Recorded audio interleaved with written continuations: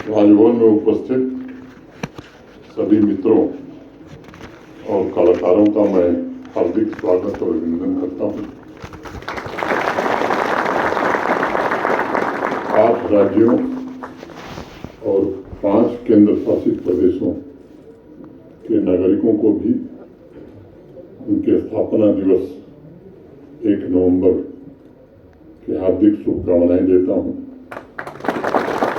कल 1 नवंबर को आंध्र प्रदेश, अंडमान एंड निकोबार, चंडीगढ़, छत्तीसगढ़, दिल्ली, हरियाणा, कर्नाटक, केरल, लक्षद्वीप, मध्य प्रदेश, पुडुचेरी, पंजाब तथा तमिलनाडु का स्थापना दिवस फाउंडेशन डे था। दीपावली के कारण कल कार्यक्रम नहीं हुआ था। वैसे सोशल मीडिया के माध्यम से इन सभी राज्यों तथा केंद्र शासित प्रदेश के नागरिकों को शुभकामनाएं मैंने व्यक्तिगत रूप से दी थी। आज राजभवन में एक भारत और श्रेष्ठ भारत की भावना से अभी जो सांस्कृतिक कार्यक्रम के उत्सव का आयोजन किया गया है वो अद्भुत है। एक लघु भारत का स्वरूप हम सब ने अपनी आंखों के सामने अभी देखा है। जिन कलाकारों ने अपनी प्रस्तुतियां दी हैं उन्हें मैं विशेष रूप से बधाई देना चाहता हूँ। मित्रों, आज का यह पावन पर्व एकता की भावना और राष्ट्रीय संकल्प का पर्व है। सभी राज्यों तथा केंद्र शासित प्रदेशों में तमाम भाषाई और सांस्कृतिक विविधता के बावजूद एकता की वह ताकत मौजूद है जिसने आज़ादी के बाद से राष्ट्रीय पुनर्निर्माण में महत्वपूर्ण भूमिका का निर्वहन किया है। एक होकर भारत की जनशक्ति आज विकसित भारत के निर्माण में जुटी है। वेदों में हमारी संस्कृति में कहा गया है, सम वाम मनांसि सम चित्तान्यकरम, अर्थात हमारे मन, कर्म और चेतना एक समान। मैं समझता हूँ यही भाव पिछले 77 वर्षों से भारत के सर्वांगीण विकास का आधार रहा है। यही विजन विविधता में एकता की हमारी विरासत को और मजबूत बनाता है। कल जिन राज्यों और केंद्र शासित प्रदेशों ने अपना स्थापना दिवस मनाया था उनकी सबसे बड़ी विशिष्टता ये है कि वहाँ की असंख्य परंपराओं और रीति रिवाजों में अगर हम देखें तो एक समान धारा का प्रवाह होता है। सभी नागरिक राष्ट्र प्रथम के लक्ष्य के साथ न केवल सामाजिक आर्थिक विकास में योगदान कर रहे हैं बल्कि सांस्कृतिक आदान प्रदान के द्वारा भारतवर्ष की गतिशीलता और सृजनात्मकता को भी आगे बढ़ाने में अपना योगदान दे रहे हैं। विष्णु पुराण में कहा गया, उत्तरम यत् समुद्रस्य हिमाद्रस्यैव दक्षिणम वर्षम तद भारतम नाम भारतीय संतति। समुद्र के उत्तर में हिमालय के दक्षिण में जो देश है उसे ही भारत कहते हैं और यहाँ भरत के वंशज रहते हैं। मैं मानता हूँ कि विष्णु पुराण का यह मूल मंत्र सिर्फ भौगोलिक क्षेत्र की तरफ इंगित नहीं करता बल्कि वो हमारे राष्ट्रीय मन का भी उल्लेख करता है। भाषा, खान पान, संगीत, नृत्य, कला, शिल्प, इन तमाम विभिन्नताओं के बावजूद उसमें बसी हुई विविधता हमें कभी अलग नहीं करती है बल्कि आपस में जोड़ने का काम करती है, राष्ट्रीयता का भाव उत्पन्न करती है और राष्ट्रीय लक्ष्यों को प्राप्त करने का ताकत भी देती है। अंडमान से लेकर आंध्र प्रदेश तक, पुडुचेरी से लेकर पंजाब तक इस महान राष्ट्र के नागरिक एक दूसरे के रीति रिवाजों और परंपराओं को आत्मसात करके वैश्विक समुदाय को समन्वय और सामंजस्य का महत्वपूर्ण संदेश दे रहे हैं। मित्रों, राष्ट्र की विविधता में एकता का उत्सव मनाने, नागरिकों के आपसी भावनात्मक बंधन को मजबूत करने के उद्देश्य से भारत के सम्माननीय प्रधानमंत्री जी ने सभी राज्यों और केंद्र शासित प्रदेशों के बीच गहन और स्ट्रक्चर्ड इंगेजमेंट के माध्यम से राष्ट्रीय एकता की भावना को बढ़ावा देने के अनेक प्रयास किए हैं और इसीलिए पूरे वर्ष पेयर्ड स्टेट्स तथा यूटीज के बीच सांस्कृतिक आदान प्रदान के कार्यक्रमों का आयोजन होता है। एक राज्य का नागरिक दूसरे राज्य की सांस्कृतिक विरासत को समझ रहा है और मैं मानता हूं कि कॉमन आइडेंटिटी को इससे बढ़ावा मिलता है। इन आयोजनों के माध्यम से हम भारत के विभिन्न क्षेत्रों के अमूल्य परंपराओं को भी समझते हैं, उसकी सराहना भी करते हैं।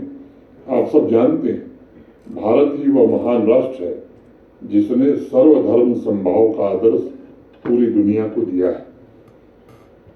उसमें आपसी समन्वय की प्रेरणा भी है।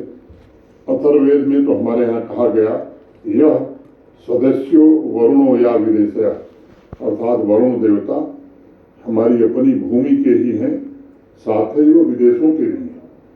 समन्वय, वसुधैव कुटुंबकम और विविधता में एकता का भाव आंध्र प्रदेश के महान कवि स्वर्गीय गुरजाट अप्पाराव की कविता में भी नजर आती है। आंध्र प्रदेश के जो साथी आज इस कार्यक्रम में उपस्थित हैं, उन्हें अप्पाराव जी की ये पंक्तियां जरूर स्मरण होंगी। चट्ट पट्टालू पट्टकोनी देश अस्थूणता नडु वर्णोय अंत मूल वलेनु जातुलु मत मूलनी मेलगवनोय। अर्थात हाथ से हाथ मिलाकर समस्त देशवासियों को चलना चाहिए तथा सहोदर भाव से समस्त पंथों का सम्मान करना चाहिए। कन्नड़ साहित्य में रामचंद्र राव जी का अमूल्य योगदान है और आज भी कर्नाटक में उनकी गीतों को आदर सम्मान से गाया जाता है। अपनी एक कविता में वो ईश्वर से प्रार्थना करते हैं कि उन्हें कोई वरदान नहीं चाहिए, बल्कि सिर्फ समाज के सभी जन को सोते जागते मातृभूमि की सेवा का मौका मिले, यही कामना उन्होंने अपने गीतों में की।